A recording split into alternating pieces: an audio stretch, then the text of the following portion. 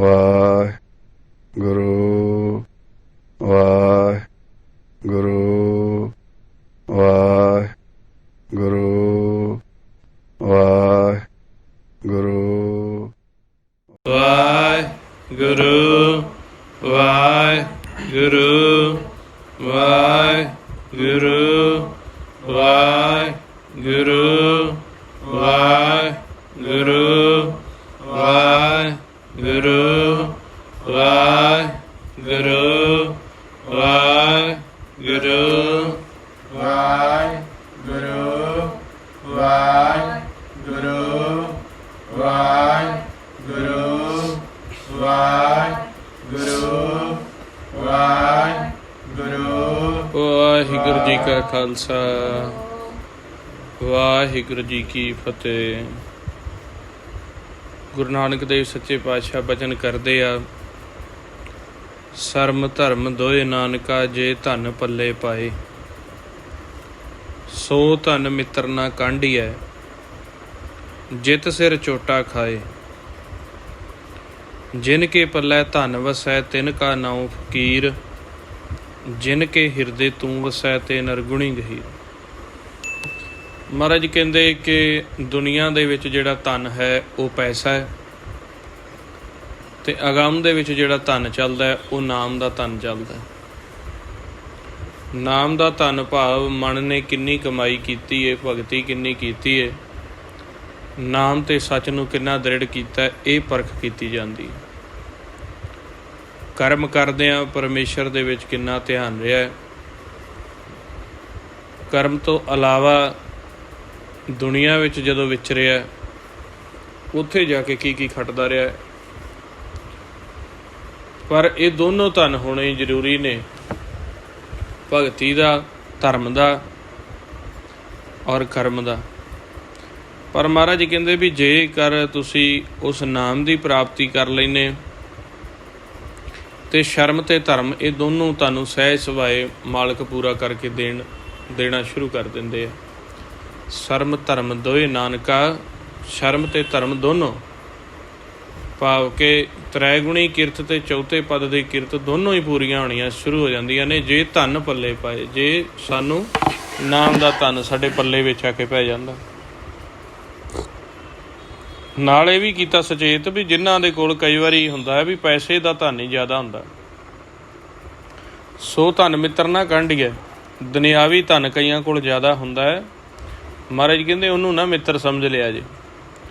ਕਈ ਵਾਰੀ ਪੈਸੇ ਦਾ ਧਨ ਇੰਨਾ ਹੁੰਦਾ ਕਿ ਸਾਡੇ ਬਚਨਾਂ ਦੇ ਵਿੱਚ ਹੰਕਾਰ ਆ ਜਾਂਦਾ ਹੈ, ਸਾਡੇ ਬਚਨਾਂ ਦੇ ਵਿੱਚ ਹਉਮੈ ਆ ਜਾਂਦੀ ਆ, ਸਾਡੇ ਬਚਨਾਂ ਵਿੱਚ ਇੱਕ ਕ੍ਰੋਧ ਦੀ ਭਾਸ਼ਾ ਚੱਲ ਪੈਂਦੀ ਆ। ਕਹਿੰਦੇ ਇਹ ਧਨ ਮਿੱਤਰ ਨਾ ਸਮਝਿਆ ਜੇ, ਕਿਉਂਕਿ ਤੁਹਾਡਾ ਮਨ ਜਿਹੜਾ ਹੈ ਉਹ ਸੂਖਮ ਆਕਾਰ ਹੈ, ਸੂਖਮ ਨੇ ਅਸਥੂਲ ਦੇ ਨਾਲ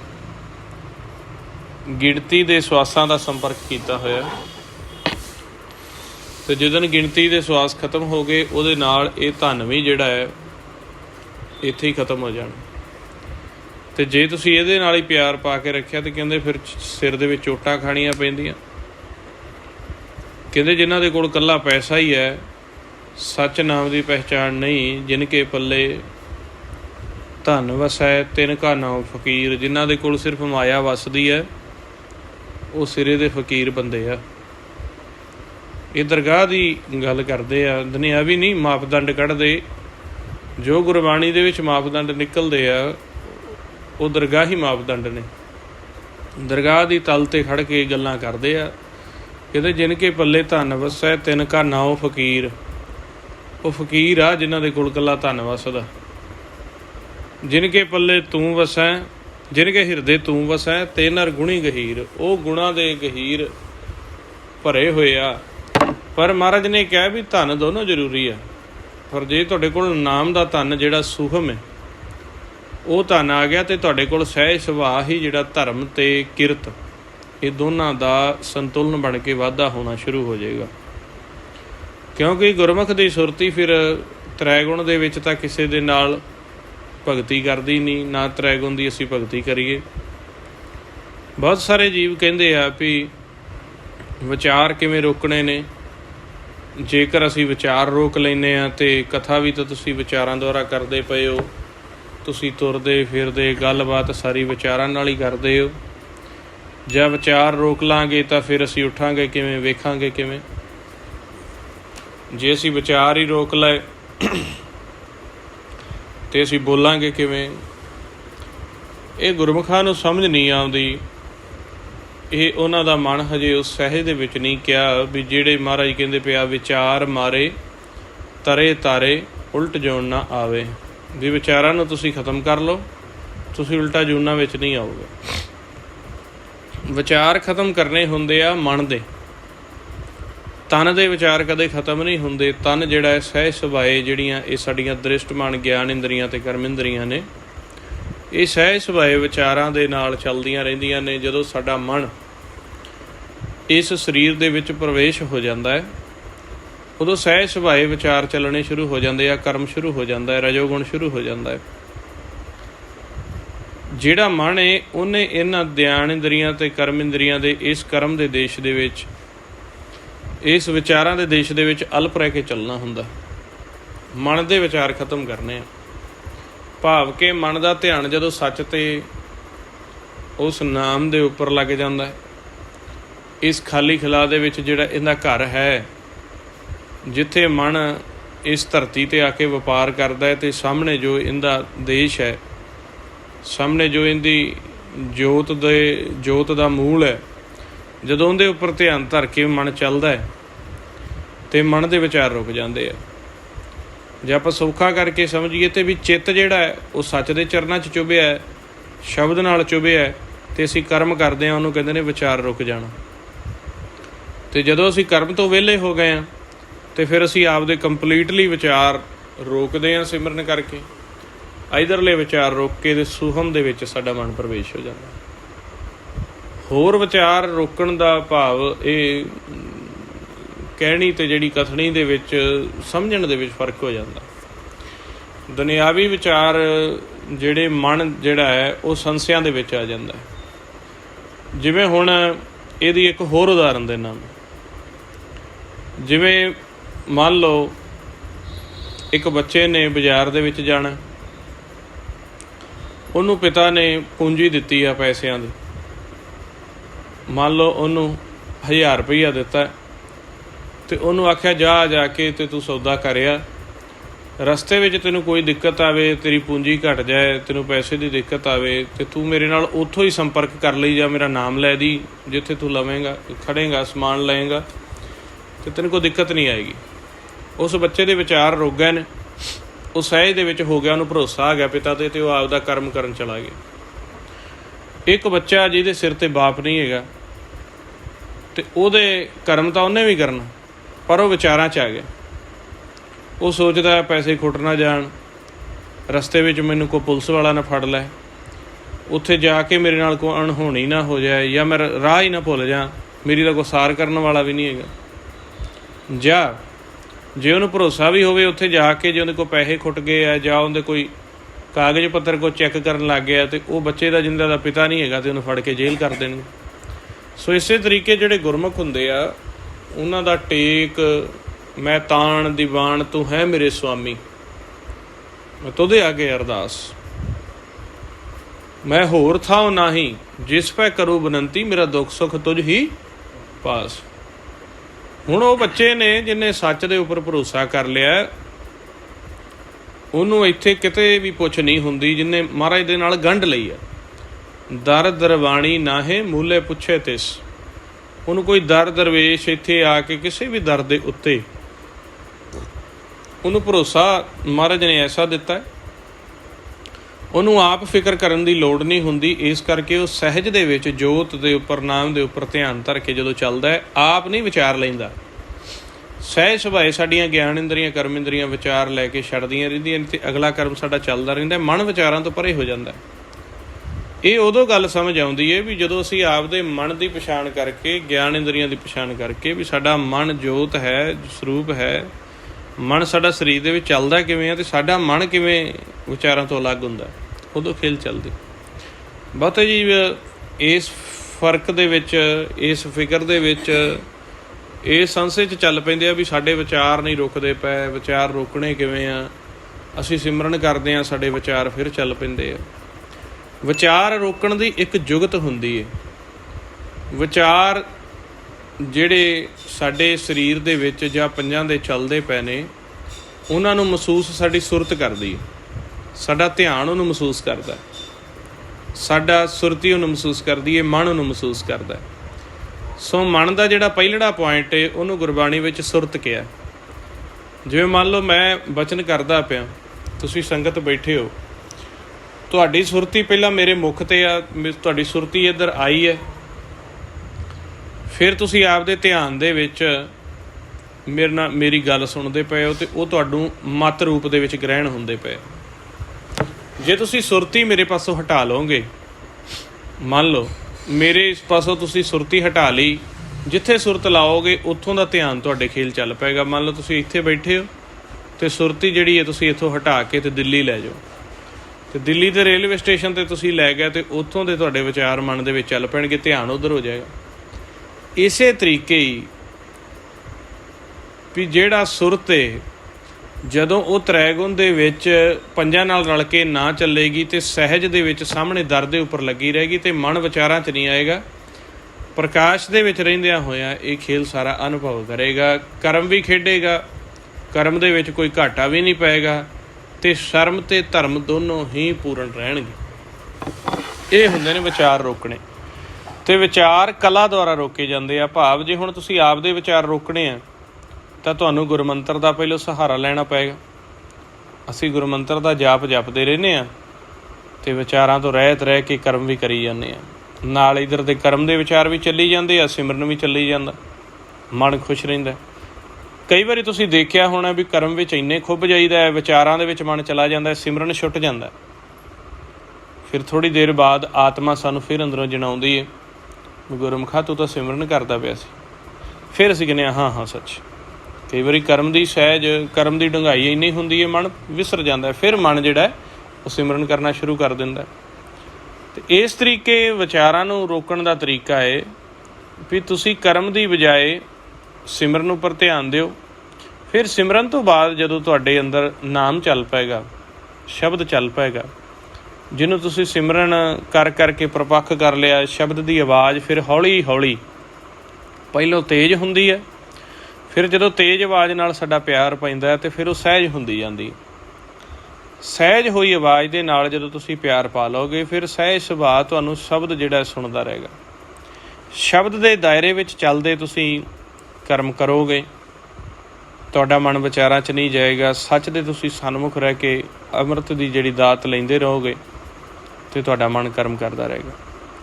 ਹੁਣ ਸੁਰਤੀ ਨੇ ਵਿਚਾਰ ਲੈਣਾ। ਜੇ ਸੁਰਤੀ ਦਾ ਆਧਾਰ ਨਹੀਂ ਹੈਗਾ, ਕੋਈ ਨਾ ਸ਼ਬਦ ਹੈ, ਨਾ ਗੁਰਮੰਤਰ ਹੈ, ਨਾ ਸੱਚ ਹੈ, ਤਾਂ ਸੁਰਤੀ ਵਿਚਾਰਾਂ ਦੇ ਵਿੱਚ ਬਿਖਰ ਕੇ ਜਿੱਧਰ ਨੂੰ ਪਾਉਣ ਉਡਾਏਗੀ। ਕਾਮ ਦੇ ਵਿਚਾਰ ਉਡਾਉਣਗੇ ਉੱਧਰ ਚਲੇ ਜਾਏਗੀ, ਸੰਸਿਆਂ ਦੇ ਵਿਚਾਰ ਉਡਾਉਣਗੇ ਉੱਧਰ ਚਲੀ ਜਾਏਗੀ, ਫਿਕਰਾਂ ਦੇ ਵਿਚਾਰ ਉਡਾਉਣਗੇ ਅਤੇ ਉੱਧਰ ਚਲੀ ਜਾਏਗੀ। ਜਿੱਧਰ ਵੀ ਜਤ ਦੇ ਵਿਚਾਰ ਆਏ ਜਤੀ ਹੋ ਜਾਏਗਾ, ਸਤ ਦੇ ਵਿਚਾਰ ਆਏ ਸਤੀ ਹੋ ਜਾਏਗਾ। ਅਤੇ ਮਹਾਰਾਜ ਸੱਚੇ ਪਾਤਸ਼ਾਹ ਨੇ ਫਿਰ ਸਾਨੂੰ ਕਿਹਾ ਵੀ ਤੁਸੀਂ ਆਪ ਵਿਚਾਰ ਨਹੀਂ ਲੈਣੇ। ਇਹਦੇ 'ਤੇ ਫਿਰ ਤੁਹਾਨੂੰ ਪਤਾ ਨਹੀਂ ਲੱਗੇਗਾ ਕਿ ਵਿਚਾਰ ਸਾਨੂੰ ਆਉਂਦੇ ਕਿੱਥੋਂ ਪਏ ਆ। ਤੁਸੀਂ ਜਿਹੜਾ ਹੈ ਸ਼ਬਦ ਦੀ ਜਾਂਚ ਸਿੱਖ ਕੇ, ਨਾਮ ਦੀ ਜਾਂਚ ਸਿੱਖ ਕੇ, ਸੰਗਤ ਦੇ ਵਿੱਚੋਂ ਉਸ ਦਰ ਅਤੇ ਘਰ ਦੀ ਪਹਿਚਾਣ ਸਿੱਖ ਕੇ, ਉਸ ਦਰ ਅਤੇ ਘਰ ਦੇ ਉਸ ਪ੍ਰਕਾਸ਼ ਰੂਪੀ ਦਰ ਦੀ, ਉਸ ਅਨਾਹਤ ਰੂਪੀ ਨਾਮ ਦੀ ਜਾਂਚ ਸਿੱਖ ਕੇ, ਪ੍ਰੈਕਟਿਸ ਕਰਕੇ ਉਹਦੇ ਉੱਪਰ ਤੁਸੀਂ ਧਿਆਨ ਧਰੋ। ਉਸ ਧਿਆਨ ਨੂੰ, ਸੁਰਤੀ ਨੂੰ ਜਦੋਂ ਰੱਖ ਕੇ ਚੱਲੋਗੇ ਤਾਂ ਫਿਰ ਤੁਹਾਨੂੰ ਪਤਾ ਲੱਗ ਜਾਏਗਾ ਕਿ ਇਹ ਵਿਚਾਰ ਤੁਸੀਂ ਨਹੀਂ ਲੈ ਰਹੇ, ਇਹ ਪੰਜ ਤੁਹਾਨੂੰ ਦੇ ਰਹੇ। ਇਹ ਪੰਜ ਕਿਹਨੂੰ ਦੇ ਰਹੇ ਆ? ਤੁਹਾਡੀਆਂ ਅਸਥੂਲ ਗਿਆਨ ਇੰਦਰੀਆਂ ਨੂੰ ਵਿਚਾਰ ਦੇ ਰਹੇ ਆ। ਅਤੇ ਮਨ ਜਿਹੜਾ ਹੈ ਉਹ ਆਪ ਦੇ ਇੱਕ ਪੂਰਨ ਸਰੀਰ ਦੇ ਨਾਲ, ਮਨ ਸੂਖਮ ਗਿਆਨ ਇੰਦਰੀਆਂ ਅਤੇ ਕਰਮ ਇੰਦਰੀਆਂ ਦੇ ਨਾਲ ਇਹਨਾਂ ਸਰੀਰ ਦੀਆਂ ਇੰਦਰੀਆਂ ਦੇ ਵਿੱਚ ਪ੍ਰਵੇਸ਼ ਹੋਇਆ ਹੋਇਆ। ਅਤੇ ਜਦੋਂ ਪੰਜ ਵਿਚਾਰ ਦਿੰਦੇ ਆ ਇਹਨਾਂ ਗਿਆਨ ਇੰਦਰੀਆਂ ਨੂੰ, ਇਹਨਾਂ ਕਰਮ ਇੰਦਰੀਆਂ ਨੂੰ, ਅਤੇ ਮਨ ਜਿਹੜਾ ਹੈ ਉਹਨੂੰ ਆਪ ਦੀ ਸਰੀਰ ਦੀ ਪਛਾਣ ਨਹੀਂ, ਅਤੇ ਉਹ ਇਹਨਾਂ ਵਿਚਾਰਾਂ ਨੂੰ ਆਪ ਦਾ ਸਮਝ ਕੇ ਇਹਨਾਂ ਦੇ ਨਾਲ ਰਲ ਚੱਲ ਪੈਂਦਾ। ਅਤੇ ਜਦੋਂ ਤੁਸੀਂ ਨਾਮ ਅਤੇ ਸੱਚ ਦੀ ਪਛਾਣ ਕਰ ਲਓਗੇ ਅਤੇ ਸੁਰਤੀ ਦਾ ਖੇਲ, ਤੁਸੀਂ ਸੁਰਤੀ ਇੱਕ ਚਿੱਤ ਹੋ ਕੇ ਵਿਚਾਰਾਂ 'ਚ ਲਾਉਣ ਦੀ ਬਜਾਏ ਸਾਹਮਣੇ ਸੱਚ ਅਗੰਮ ਦੇ ਵਿੱਚ ਨਾਮ ਦੇ ਵਿੱਚ ਲਗਾਓਗੇ ਤੇ ਫਿਰ ਤੁਹਾਨੂੰ ਮਹਿਸੂਸ ਹੋਏਗਾ ਕਿ ਤੁਸੀਂ ਵਾਕਈ ਇਹ ਕਾਰਜ, ਇਹ ਵਿਚਾਰ, ਇਹ ਫੁਰਨੇ ਕੋ ਹੋਰ ਲੈ ਰਿਹਾ ਤੇ ਮੇਰਾ ਸਥਾਨ ਜਿਹੜਾ ਹੈ, ਮੇਰਾ ਘਰ ਜਿਹੜਾ ਵਾਕਈ ਅਲੱਗ ਹੈ। ਉਸੇ ਅਵਸਥਾ ਨੂੰ ਮਹਾਰਾਜ ਨੇ ਗੁਰਬਾਣੀ 'ਚ ਕਿਹਾ, ਥਿਰ ਘਰ ਬੈਸੋ ਹਰ ਜਨ ਪਿਆਰੇ, ਸਤਿਗੁਰ ਤੁਮਰੇ ਕਾਜ ਸਵਾਰੇ। ਵੀ ਤੁਸੀਂ ਥਿਰ ਘਰ ਦੇ ਵਿੱਚ ਬੈਠ ਜਾਓ। ਇਹ ਅਸਥਿਰ ਘਰ ਹੈ। ਅਸਥਿਰ, ਇੱਥੇ ਥਿਰ ਨਹੀਂ ਕੁਛ ਹੈਗਾ। ਕਹੋ ਨਾਨਕ ਕਿਛ ਥਿਰ ਨਹੀਂ, ਸੁਪਨੇ ਜਿਉ ਸੰਸਾਰ। ਜਿਹੜਾ ਸੰਸਾਰ ਇਹ ਥਿਰ ਨਹੀਂ ਹੈਗਾ।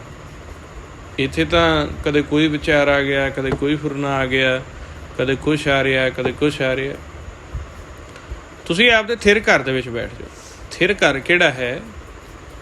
ਆ ਜਿਹੜਾ ਧਨ, ਇਹ ਘਰ, ਇਹ ਪ੍ਰਕਾਸ਼, ਜਿਹੜਾ ਚਾਹੇ ਨੇਤਰ ਤੁਹਾਡੇ ਖੁੱਲ੍ਹੇ ਨੇ ਤੇ ਚਾਹੇ ਨੇਤਰ ਤੁਹਾਡੇ ਬੰਦ ਨੇ, ਜਿਹੜਾ ਤੁਹਾਨੂੰ ਇਹ ਬਿਲਕੁਲ ਆ ਸੁੰਨ ਮਹਿਸੂਸ ਹੁੰਦੀ ਹੈ, ਖਾਲੀ ਮਹਿਸੂਸ ਹੁੰਦਾ ਹੈ। ਜਿਵੇਂ ਨੇਤਰ ਆਪਾਂ ਬੰਦ ਕਰ ਲੈਂਦੇ ਹਾਂ ਤੇ ਹਨੇਰਾ ਮਹਿਸੂਸ ਹੁੰਦਾ ਹੈ, ਨੇਤਰ ਅਸੀਂ ਖੋਲ੍ਹ ਲੈਂਦੇ ਹਾਂ ਤੇ ਖਾਲੀ ਮਹਿਸੂਸ ਹੁੰਦਾ ਹੈ।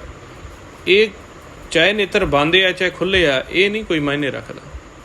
ਇਹਦੇ ਵਿੱਚ ਇੱਕ ਜੋਤ ਵਸੀ ਹੋਈ ਹੈ। ਜਿਵੇਂ ਜਮਾਨ ਕੇ ਵਿਖੇ ਸਮਸਤ ਕਰਨ ਭਰਨ ਹੈ।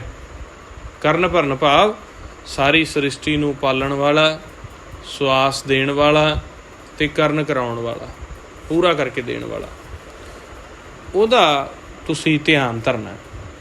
ਜਿਵੇਂ ਧਿਆਨ ਫਿਰ ਆਪਾਂ ਕਿਵੇਂ ਧਰਾਂਗੇ? ਉਹਦੇ ਵਾਸਤੇ ਕੋਈ ਔਖਿਆਈ ਨਹੀਂ ਹੈਗੀ। ਜਿਵੇਂ ਸਾਨੂੰ ਸਾਡੇ ਮਾਤਾ ਪਿਤਾ ਦੀ ਪਛਾਣ ਹੁੰਦੀ ਹੈ, ਸਾਡੇ ਬੱਚਿਆਂ ਦੇ ਨਾਲ ਸਾਡਾ ਪਿਆਰ ਪਿਆ ਹੁੰਦਾ, ਉਹਨਾਂ ਦੀ ਪਛਾਣ ਹੁੰਦੀ ਹੈ। ਅਸੀਂ ਵਿਦੇਸ਼ ਦੇ ਵਿੱਚ ਚਲੇ ਜਾਂਦੇ ਹਾਂ ਅਤੇ ਅਸੀਂ ਉੱਥੇ ਕੰਮ ਕਰਦੇ, ਸਾਡੀ ਸੁਰਤੀ ਸਹਿ ਸੁਭਾਏ ਪਿੱਛੇ ਬੱਚਿਆਂ 'ਚ, ਘਰ ਦੇ ਵਿੱਚ ਜਿੱਥੇ ਪਛਾਣ ਹੈ ਉੱਥੇ ਪਿਆਰ ਬਣਿਆ ਰਹਿੰਦਾ ਹੈ। ਅਤੇ ਅਸੀਂ ਸੋਚਦੇ ਹਾਂ ਵੀ ਅਸੀਂ ਕਮਾ ਕੇ ਜਿਹੜਾ ਲਿਜਾਣਾ, ਬੰਦ ਰੱਖਿਆ ਕਰੋ ਨੇਤਰ, ਜਿਹੜਾ ਅਸੀਂ ਕਮਾ ਕੇ ਲਿਜਾਣਾ ਹੈ ਉਹ ਅਸੀਂ ਆਪਦੇ ਘਰਦਿਆਂ ਨੂੰ ਦੇਣਾ, ਉਹ ਆਪਦੀ ਅਸੀਂ ਪੂੰਜੀ ਜਮ੍ਹਾਂ ਕਰਕੇ ਉੱਥੇ ਲੈ ਕੇ ਜਾਣੀ। ਅਤੇ ਸਹਿ ਸੁਭਾਏ ਜਦੋਂ ਅਸੀਂ ਯਾਦ ਕਰਨਾ ਹੈ ਆਪਦੀ ਮਾਤਾ ਨੂੰ, ਆਪਦੇ ਬੱਚਿਆਂ ਨੂੰ, ਆਪਦੇ ਘਰ ਨੂੰ, ਅਤੇ ਚਾਹੇ ਨੇਤਰ ਖੁੱਲ੍ਹੇ ਆ ਚਾਹੇ ਬੰਦ ਆ, ਅਸੀਂ ਧਿਆਨ ਉੱਧਰ ਆਪਦੇ ਮਾਤਾ ਦੇ ਵਿੱਚ, ਬੱਚਿਆਂ ਦੇ ਵਿੱਚ, ਜਾਂ ਘਰਵਾਲੀ ਦੇ ਵਿੱਚ, ਜਾਂ ਜ਼ਮੀਨ ਜਾਇਦਾਦ ਦੇ ਵਿੱਚ ਕਰਾਂਗੇ ਅਤੇ ਉਹ ਸਾਡੇ ਸਾਹਮਣੇ ਆ ਜਾਏਗਾ ਧਿਆਨ 'ਚ ਹੀ। ਇਸੇ ਤਰੀਕੇ ਜਦੋਂ ਤੁਸੀਂ ਸੱਚ ਦੀ ਪਛਾਣ ਕਰ ਲਓਗੇ, ਜੋ ਸਦਾ ਜਾਗਤ ਜੋਤ ਹੈ, ਜਾਗਤ ਜੋਤ ਜਪੈ ਨਿਸਵਾਸਰ, ਜਾਗਤ ਜੋਤ ਦੀ ਜਦੋਂ ਪਛਾਣ ਹੋ ਜਾਂਦੀ ਹੈ ਅਤੇ ਇਹ ਸਾਡੇ ਧਿਆਨ ਦੇ ਵਿੱਚ ਵੀ ਆ। ਅਤੇ ਫਿਰ ਸਹਿਜ ਸੁਭਾਏ ਜਿਹੜਾ ਅਸੀਂ ਦਰਸ਼ਨ ਕਰ ਕਰਕੇ ਇਹਦੇ ਨਾਲ ਪ੍ਰੀਤ ਪਾਈਏ, ਸਹਿਜ ਸੁਭਾਏ ਜਿਵੇਂ ਅਸੀਂ ਧਿਆਨ ਧਰਨੇ ਆ ਆਪਦੇ ਘਰ-ਬਾਰ ਦਾ, ਜਾਂ ਅਸੀਂ ਜਦੋਂ ਕੋਈ ਸੋਚਣੀ ਹੁੰਦੀ ਹੈ, ਮੰਨ ਲਓ ਜਦੋਂ ਤੁਸੀਂ ਕੁਛ 10 ਸਾਲ ਪੁਰਾਣਾ ਸੋਚਣਾ ਹੈ ਅਤੇ ਤੁਸੀਂ ਧਿਆਨ ਹੀ ਧਰਦੇ ਹੋ ਨਾ ਉਸ ਗੱਲ ਦਾ, ਅਤੇ ਉਹ ਗੱਲ ਤੁਹਾਡੇ ਧਿਆਨ 'ਚ ਹੀ ਸਾਹਮਣੇ ਆ ਜਾਂਦੀ। ਜੇ ਮੈਂ ਤੁਹਾਨੂੰ ਕਹਿ ਦਿਆਂ ਵੀ 4 ਸਾਲ ਪਹਿਲਾਂ ਤੁਸੀਂ ਅੰਮ੍ਰਿਤਸਰ ਗਏ ਸੀਗੇ ਅਤੇ ਤੁਸੀਂ ਕਿਹੜੇ ਦੁਆਰ ਪਾਸੋਂ ਪ੍ਰਵੇਸ਼ ਕੀਤਾ ਸੀ? ਵੀ ਲੰਗਰ ਹਾਲ ਪਾਸੋਂ ਪ੍ਰਵੇਸ਼ ਕੀਤਾ ਸੀ, ਜਾਂ ਜਿੱਧਰ ਜੋੜਾ ਘਰ ਬਣਿਆ ਇੱਧਰੋਂ ਪ੍ਰਵੇਸ਼ ਕੀਤਾ ਸੀ, ਜਾਂ ਤੁਸੀਂ ਬਾਜ਼ਾਰ ਵਾਲੇ ਪਾਸੋਂ ਪ੍ਰਵੇਸ਼ ਕੀਤਾ ਸੀ? ਅਤੇ ਫਿਰ ਤੁਸੀਂ ਧਿਆਨ ਧਰੋਗੇ ਉਸ ਸਮੇਂ ਦਾ, ਉਸ ਗੱਲ ਦਾ, ਬਾਤ ਦਾ ਧਿਆਨ ਧਰੋਗੇ ਅਤੇ ਉਹ ਤੁਹਾਡੇ ਧਿਆਨ 'ਚ ਹੀ ਗੱਲ ਸਾਹਮਣੇ ਆ ਜਾਏਗੀ। ਉਹ ਖਾਲੀ ਦੇ ਵਿੱਚ ਤੁਸੀਂ ਧਿਆਨ ਧਰਿਆ ਅਤੇ ਉਹ ਸਾਹਮਣੇ ਆ ਗਏ, ਅਤੇ ਉਹ ਤੁਸੀਂ ਮੈਨੂੰ ਬਚਨ ਕਰ ਦਿਓਗੇ ਵੀ ਮੈਂ ਤਾਂ ਇੱਧਰੋਂ ਪ੍ਰਵੇਸ਼ ਕੀਤਾ ਸੀ। ਇਸੇ ਤਰੀਕੇ ਧਿਆਨ ਧਰੋ ਤਿਹ ਕੋ ਮਨ ਮੈਂ ਜਿਹ ਕੋ ਅਮਤੋਜ ਸਵੈ ਜਗ ਛਾਇਓ। ਜਦੋਂ ਸੱਚ ਦਾ ਧਿਆਨ ਅਸੀਂ ਧਰਾਂਗੇ ਅਤੇ ਸੱਚ ਸਾਡੇ ਸਨਮੁਖ ਆ ਜਾਏਗਾ। ਗੱਲ ਤਾਂ ਜਿਹੜੀ ਹੈ ਉਹ ਹੁੰਦੀ ਹੈ ਅਤੇ ਬੀਤ ਜਾਂਦੀ ਹੈ। ਇਹ ਵੀ ਨੋਟ ਕਰੋ ਵੀ ਗੱਲ ਤਾਂ ਆਪਾਂ ਜਿਵੇਂ ਕੋਈ ਪੁਰਾਣੀ ਗੱਲ ਹੈ ਜਾਂ ਸਾਡਾ ਕੋਈ ਆਕਾਰ ਹੈ, ਉਹ ਤਾਂ ਹੁੰਦਾ ਹੈ ਅਤੇ ਬੀਤ ਜਾਂਦਾ ਜਾਂ ਸਾਡੀਆਂ ਨਜ਼ਰਾਂ ਤੋਂ ਪਰੇ ਵੀ ਹੋ ਜਾਂਦਾ। ਪਰ ਜਦੋਂ ਤੁਸੀਂ ਸੱਚ ਦਾ ਧਿਆਨ ਧਰੋਗੇ ਉਸੇ ਟਾਈਮ ਤੁਹਾਡੇ ਨੇਤਰਾਂ ਦੇ ਸਾਹਮਣੇ ਆ ਜਾਏਗਾ, ਕਿਉਂਕਿ ਉਹ ਤਾਂ ਸਦਾ ਅਮਰ ਹੈ, ਨਿਰਭਉ ਹੈ, ਨਿਰਵੈਰ ਹੈ, ਸਦਾ ਸਦਾ ਹੈ। ਇਸ ਕਰਕੇ ਸੱਚ ਨੂੰ ਧਿਆਉਣ ਦੀ ਅਤੇ ਪ੍ਰਗਟ ਕਰਨ ਦੀ ਕਿਹੜੀ ਜੁਗਤ ਆ? ਇੱਕ ਪਿਆਰ ਦੀ ਜੁਗਤ ਹੈ। ਜਦੋਂ ਭਗਤ ਆਪਦੇ ਪਿਆਰ ਦੇ ਵਿੱਚ ਆ ਕੇ ਮਾਲਕ ਨੂੰ ਇੱਕ ਕਿਣਕਾ ਵੀ ਯਾਦ ਕਰਦੇ ਨੇ ਅਤੇ ਉਹ ਨੇਤਰਾਂ ਦੇ ਸਾਹਮਣੇ ਆ ਕੇ ਦਰਸ਼ਨ ਦਿੰਦਾ। ਹੋਰ ਕਿਹੜੀਆਂ ਜੁਗਤੀਆਂ? ਐਂ ਕਰੋ ਜੀ, ਐਂ ਕਰੋ ਜੀ। ਉਹ ਤਾਂ ਇੱਕ ਜਦੋਂ ਸਾਨੂੰ ਸਾਧੂ ਪਛਾਣ ਕਰਾਉਂਦੇ ਆ, ਉਦੋਂ ਸਾਨੂੰ ਜਾਪ ਕਰਾਉਂਦੇ ਆ, ਧਿਆਨ 'ਚ ਬਿਠਾਉਂਦੇ ਆ, ਕਿਉਂਕਿ ਮਨ ਬੜਾ ਵੱਡਾ ਇੱਕ ਪ੍ਰੇਤ ਬਣਿਆ ਹੋਇਆ, ਮਨ ਬੜਾ ਵੱਡਾ ਇੱਕ ਪੱਥਰ ਬਣਿਆ ਹੋਇਆ, ਮੂੜ ਮੁਗਧ ਬਣਿਆ ਹੋਇਆ। ਉਹਨੂੰ ਫਿਰ ਗਿਆਨ ਦੇ ਕੇ, ਸਿਮਰਨ ਕਰਵਾ ਕੇ, ਵਾਰ-ਵਾਰ ਜਾਪ ਕਰਵਾ ਕੇ, ਵਾਰ-ਵਾਰ ਧਿਆਨ 'ਚ ਬਿਠਾ ਕੇ ਇੱਕ ਪ੍ਰਪੱਕਤਾ, ਇੱਕ ਮਨ ਨੂੰ ਮਨਾਉਣ ਦੇ ਲਈ ਯਤਨ ਕੀਤੇ ਜਾਂਦੇ ਨੇ। ਜਦੋਂ ਮਨ ਸਾਡਾ ਮੰਨ ਗਿਆ, ਵਿਚਾਰਾਂ ਤੋਂ ਉੱਪਰ ਉੱਠ ਗਿਆ। ਕਿਹੜੇ ਵਿਚਾਰਾਂ ਤੋਂ? ਵੀ ਤ੍ਰੈਗੁਣ ਦੇ ਵਿੱਚ ਪਹਿਲੋਂ ਆਸ਼ਾ, ਅਭਿਲਾਸ਼ਾ, ਸੰਸ਼ੇ, ਫਿਕਰਾਂ ਦੇ ਵਿੱਚ ਸੋਚਦਾ ਸੀ ਕਿ ਮੇਰਾ ਸਭ ਕੁਛ ਇਹੀ ਹੈ। ਜਦੋਂ ਉਹਨਾਂ ਵਿਚਾਰਾਂ ਤੋਂ ਉੱਪਰ ਉੱਠ ਗਿਆ, ਝਾਕਾ ਲੈ ਗਿਆ ਵੀ ਮਾਇਆ ਤਾਂ ਖੁਦ ਪਰਮੇਸ਼ਰ ਤੋਂ ਲੈ ਰਹੀ ਆ, ਇਹਨੇ ਮੈਨੂੰ ਕੀ ਦੇ ਦੇਣਾ? ਵੀ ਇਹ ਜਿਹੜੇ ਮੇਰੇ ਮਾਤ ਪਿਤਾ ਬਨਤਾ ਸੁਤ ਬੰਦਪ ਨੇ, ਇਹ ਤਾਂ ਸਵਾਸਾਂ ਦਾ ਖਜ਼ਾਨਾ ਲੈ ਕੇ ਮੇਰੇ ਤ੍ਰੈਗੁਣੀ ਸੰਜੋਗੀ ਆ। ਇਹ ਤਾਂ ਆਪ ਪਤਾ ਨਹੀਂ ਕਦੋਂ ਅਸੀਂ ਵਿਛੜ ਜਾਣਾ, ਅਤੇ ਇਹਨਾਂ ਨੇ ਮੇਰਾ ਕੀ ਕਰ ਦੇਣਾ। ਜਦੋਂ ਕਈ ਵਾਰੀ ਜ਼ਿੰਦਗੀ 'ਚ ਚੱਲਦਿਆਂ ਕੋਈ ਵੱਡਾ ਘਾਟਾ ਆ ਜਾਂਦਾ, ਸਰੀਰਕ ਦੁੱਖ ਆ ਜਾਂਦਾ, ਜਦੋਂ ਵੇਖਦਾ ਵੀ ਉੱਥੇ ਮੈਨੂੰ ਕੋਈ ਬਚਾਉਣ ਵਾਲਾ ਨਹੀਂ, ਝੱਕ ਕੇ ਲੈ ਜਾਂਦੇ ਨੇ।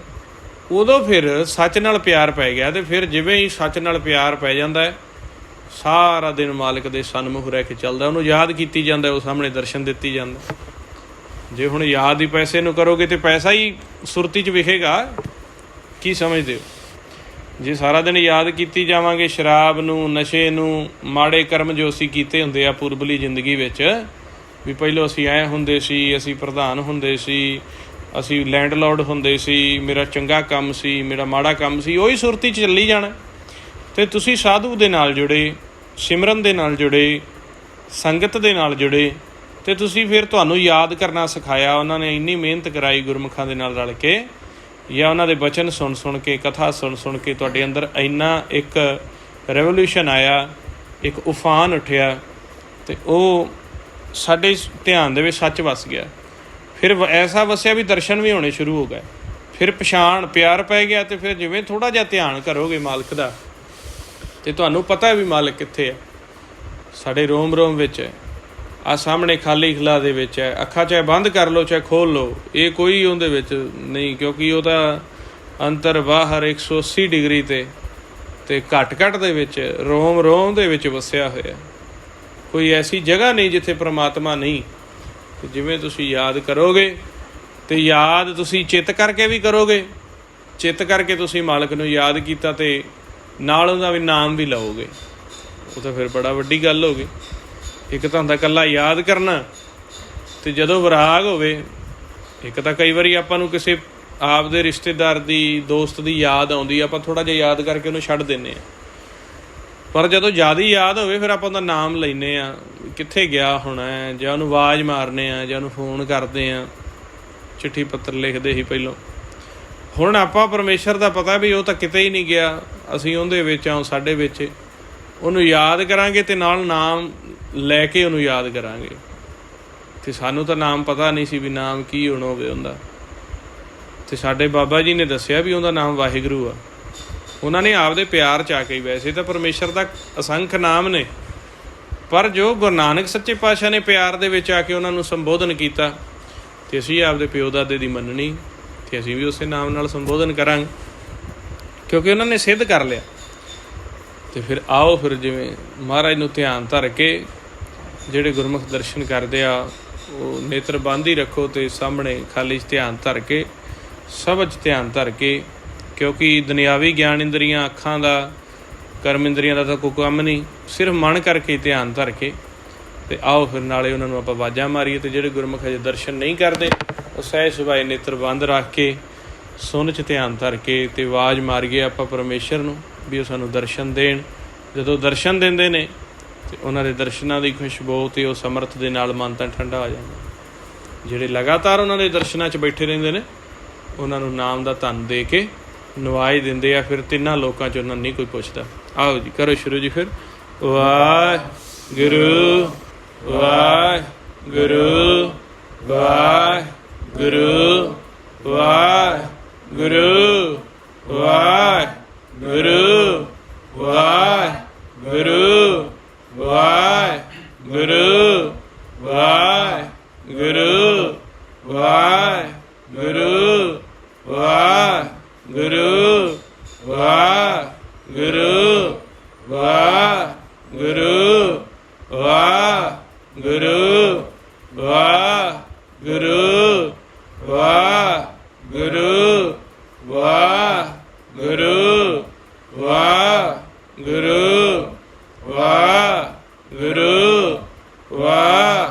ਗੁਰੂ ਵਾਹਿਗੁਰੂ ਵਾਹਿਗੁਰੂ ਵਾਹਿਗੁਰੂ ਵਾਹਿਗੁਰੂ ਵਾਹਿਗੁਰੂ ਵਾਹਿਗੁਰੂ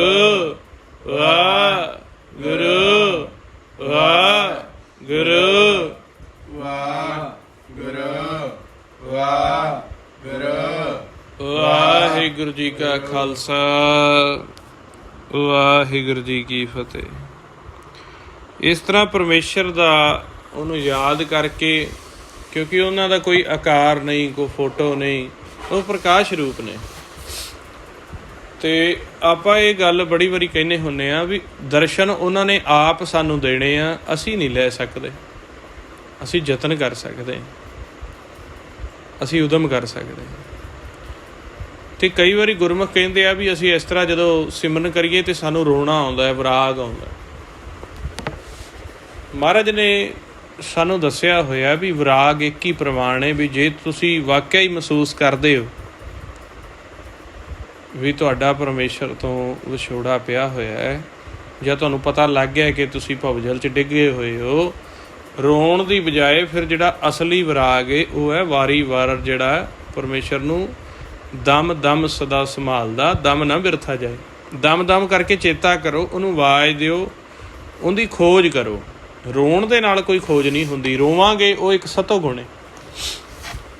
ਅਸੀਂ ਰੋਈ ਜਾ ਰਹੇ ਹਾਂ, ਰੋਈ ਜਾ ਰਹੇ ਹਾਂ। ਰੋਂਦਾ ਕਾਲ ਹੁੰਦਾ ਹੈ, ਮਾਇਆ ਰੋਂਦੀ ਹੈ, ਮੋਹ ਰੋਂਦਾ ਹੈ। ਇੱਧਰ ਦੇ ਗਿਆਨ ਇੰਦਰੀਆਂ 'ਚ ਰੋਇਆ ਜਾਂਦਾ ਹੈ। ਜਦੋਂ ਮਨ ਜਾਗਰਤ ਅਵਸਥਾ ਵਿੱਚ ਰੋਂਦਾ ਹੈ ਤੇ ਉਹ ਇਸ ਤਰ੍ਹਾਂ ਹੰਝੂ ਕੱਢ ਕੇ ਨਹੀਂ ਰੋਂਦਾ, ਉਹ ਇੱਕ ਗਿਆਨ ਦੀ ਆਂਧੀ ਲੈ ਕੇ ਆਉਂਦਾ ਹੈ, ਸ਼ਬਦ ਦੀ ਆਂਧੀ ਲੈ ਕੇ ਆਉਂਦਾ ਹੈ। ਦੇਖੋ ਭਾਈ, ਗਿਆਨ ਕੀ ਆਈ ਆਂਧੀ, ਸਭੈ ਉਡਾਨੀ ਭਰਮ ਕੀ ਟਾਟੀ ਰਹੇ ਨਾ ਮਾਇਆ। ਉਹ ਸ਼ਬਦ ਦਾ ਜਾਪ ਇੰਨਾ ਕਰਦਾ ਹੈ, ਅਭਿਆਸ ਦੁਆਰਾ, ਮਾਲਕ ਦੀ ਖੋਜ ਦੁਆਰਾ, ਉਹ ਇੱਕ ਵਿਰਾਗ ਹੁੰਦਾ ਹੈ। ਵੀ ਜਿਵੇਂ ਕਹਿੰਦੇ ਆ ਨਾ, ਜਿਨ੍ਹਾਂ ਨੂੰ ਜਨੂੰਨ ਹੋਵੇ ਉਹ ਦਿਨ ਰਾਤ ਫਿਰ ਮਿਹਨਤ ਕਰੀ ਜਾਂਦੇ ਆ। ਜਿਵੇਂ ਕਈ ਵਿਦੇਸ਼ਾਂ ਦੇ ਵਿੱਚ ਨੌਜਵਾਨ ਗਏ, ਉਹਨਾਂ ਅੱਗਾ ਨਹੀਂ ਦੇਖਿਆ, ਪਿੱਛਾ ਨਹੀਂ ਦੇਖਿਆ, ਦਿਨ ਰਾਤ ਹੱਡ ਤੋੜ ਕੇ ਮਿਹਨਤ ਕੀਤੀ। ਉਹ ਰੋਏ ਨਹੀਂ, ਸੰਸੇ ਨਹੀਂ ਕੀਤੇ ਉਹਨਾਂ ਨੇ। ਕਈ ਹੁੰਦੇ ਆ ਵੈਸੇ ਘਰ ਬੈਠੇ ਹੀ ਝੁਰੀ ਜਾਂਦੇ ਆ, ਸਾਨੂੰ ਕੋਈ ਕੰਮ ਨਹੀਂ ਲੱਭਦਾ, ਉਹ ਮਿਲਦਾ ਨਹੀਂ, ਸਾਡੀ ਤਾਂ ਕਿਸਮਤ ਹੀ ਮਾੜੀ ਹੈ। ਹੁੰਦਾ ਨਾ ਵੀ ਜਿਵੇਂ ਕੋਈ ਖੇਤੀ ਵੀ ਮੰਨ ਲਓ ਕਰਦਾ ਜਾਂ ਕੋਈ ਦੁਕਾਨ ਵੀ ਕਰਦਾ, ਅਤੇ ਉਹ ਬਜਾਏ ਉਪਰਾਲੇ ਦੇ ਉੱਥੇ ਬੈਠਾ ਕਰੀ ਜਾਏ, ਝੁਰੀ ਜਾਏ, ਰੋਈ ਜਾਏ, ਉਹਨੂੰ ਪ੍ਰਾਪਤੀ ਹੋਏਗੀ? ਉਹਨੂੰ ਕਹੇ ਰੋਇਆਂ ਨਹੀਂ ਪ੍ਰਾਪਤੀ ਹੁੰਦੀ, ਕੋਈ ਨਾ ਕੋਈ ਹੀਲਾ ਕੱਢੋ ਇੱਦਾਂ। ਅਤੇ ਇਸ ਕਰਕੇ ਇਸ ਮਾਰਗ 'ਤੇ ਵੀ ਬਹੁਤੇ ਜੀਵ ਜੀ ਸਾਨੂੰ ਰੋਣਾ ਬਹੁਤ ਆਉਂਦਾ। ਅਸੀਂ 2-2 ਘੰਟੇ ਰੋਂਦੇ ਹਾਂ। ਸਾਨੂੰ ਮਹਾਂਪੁਰਖਾਂ ਨੇ ਕਿਹਾ ਸੀ ਜਿੰਨੇ ਹੰਝੂ ਨਿਕਲਣਗੇ ਉਹ ਪਾਪ ਧੋਪਦੇ ਨੇ। ਅਤੇ ਮੈਂ ਕਿਹਾ ਗੁਰੂ ਪਿਆਰਿਓ, ਇਹ ਦੁਨਿਆਵੀ ਗੱਲਾਂ ਨੇ। ਹੰਝੂ ਜ਼ਿਆਦਾ ਨਿਕਲਣ ਨਾਲ ਕਈ ਵਾਰੀ ਚਿੱਟਾ ਮੋਤੀਆ ਵੀ ਉਤਰਿਆ ਆਉਂਦਾ। ਡਾਕਟਰ ਰੋਕਦੇ ਆ ਵੀ ਜ਼ਿਆਦਾ ਨਹੀਂ ਰੋਣਾ ਚਾਹੀਦਾ। ਮਾੜਾ ਮੋਟਾ ਰੋਣਾ ਤਾਂ ਠੀਕ ਹੈ, ਅੱਖਾਂ ਦਾ ਸਾੜ, ਅੱਖਾਂ ਦੇ ਵਿੱਚੋਂ ਗੰਦਗੀ ਬਾਹਰ ਨਿਕਲਦੀ। ਜ਼ਿਆਦਾ ਰੋਣ ਨਾਲ ਰੱਬ ਨੇ ਤਾਂ ਮੰਨਣਾ। ਜੇ ਇਸ ਤਰ੍ਹਾਂ ਰੋਇਆਂ ਰੱਬ ਮੰਨਦਾ ਹੋਵੇ ਤਾਂ ਕੋਈ 10 ਘੰਟੇ ਰੋ ਕੇ, ਵੈਸੇ ਇੱਕ ਅਥਰੂ ਗੈਸ ਵੀ ਆਉਂਦੀ ਹੈ, ਉਹਦੇ ਨਾਲ ਅਥਰੂ ਹੀ ਆਈ ਜਾਂਦੇ ਨੇ ਅੱਖਾਂ 'ਚ। ਗੱਲ ਠੀਕ ਹੈ ਵੀ ਚਲੋ ਕਈਆਂ ਦੇ ਮਨ 'ਚ ਵਿਰਾਗ ਹੁੰਦਾ ਹੈ, ਆਤਮਾ ਮਨ ਪਛਚਾਤਾਪ ਕਰਦੇ ਨੇ, ਕੋਈ 2-4 ਮਿੰਟ 10 ਮਿੰਟ ਰੋਣਾ ਆ ਵੀ ਜਾਂਦਾ ਵੀ ਯਾਰ ਗੱਲ ਨਹੀਂ ਬਣਦੀ ਪਈ। ਪਰ ਜੇ ਵਿਰਾਗ ਕਰਨਾ ਹੈ ਤਾਂ ਫਿਰ ਸਿਮਰਨ ਦਾ ਵਿਰਾਗ ਕਰੋ, ਇੰਨਾ ਸ਼ਬਦ ਦਾ ਅਭਿਆਸ ਕਰੋ, ਇੰਨਾ ਸ਼ਬਦ ਦਾ ਅਭਿਆਸ ਕਰੋ, 5 ਪਿੱਛੇ ਹਟ ਜਾਂਦੇ ਆ। ਅਤੇ ਦਰ ਦੇ ਉੱਪਰ, ਕਿਉਂਕਿ ਦਰ ਸਾਡੇ ਸਾਹਮਣੇ ਆ ਨਾ, ਆਸਵਾਸ ਸਾਨੂੰ ਕਿੱਥੋਂ ਦਿੰਦਾ ਪਿਆ? ਆ ਸਾਹਮਣੇ ਖਾਲੀ ਖਲਾ ਦਰ 'ਚੋਂ ਦਿੰਦਾ ਹੈ। ਸਾਡੇ ਮੁੱਖ ਦੀ ਆਵਾਜ਼ ਜਿੰਨੀ ਵੀ ਹੈ ਉਹ ਸਾਹਮਣੇ ਖਾਲੀ 'ਚ ਜਾ ਰਹੀ ਹੈ। ਅਤੇ ਜਦੋਂ ਅਸੀਂ ਵਾਰ-ਵਾਰ ਉੱਧਰ ਧਿਆਨ ਧਰ ਕੇ ਵਾਹਿਗੁਰੂ ਵਾਹਿਗੁਰੂ ਕਹਾਂਗੇ ਅਤੇ ਉਹ ਸਾਹਮਣੇ ਬੈਠਾ, ਉਹ ਵੇਖਦਾ ਹੈ ਫਿਰ ਵੀ ਇਹ ਅੱਜ ਤੱਕ ਤਾਂ ਵਿਖਿਆ ਦੇ ਬਚਨ ਬੋਲਦਾ ਸੀ, ਅੱਜ ਤੱਕ ਤਾਂ ਇਹਦੇ ਮੂੰਹੋਂ ਕਦੇ ਗੱਲ ਨਹੀਂ ਨਿਕਲੀ, ਅਤੇ ਵਾਰ-ਵਾਰ ਆਵਾਜ਼ਾਂ ਮਾਰਦਾ ਬਈ ਬੱਚਾ ਜਾਗਿਆ, ਕੋਈ ਹੋਇਆ ਮਹਿਸੂਸ ਆਇਆ ਵਿਰਾਗ। ਇਹਨੂੰ ਵਿਰਾਗ ਤਾਂ ਉਹ ਆ ਨਾ ਵੀ ਰੱਬ ਮਹਿਸੂਸ ਕਰੇ। ਤੁਸੀਂ ਮਹਿਸੂਸ ਕਰਿਆ ਤਾਂ ਗੱਲ ਨਹੀਂ ਬਣਦੀ। ਉਹ ਫਿਰ ਮਹਿਸੂਸ ਕਰਦਾ ਵੀ ਵਾਕਿਆ ਬਈ ਬੱਚਾ ਜਾਗਿਆ।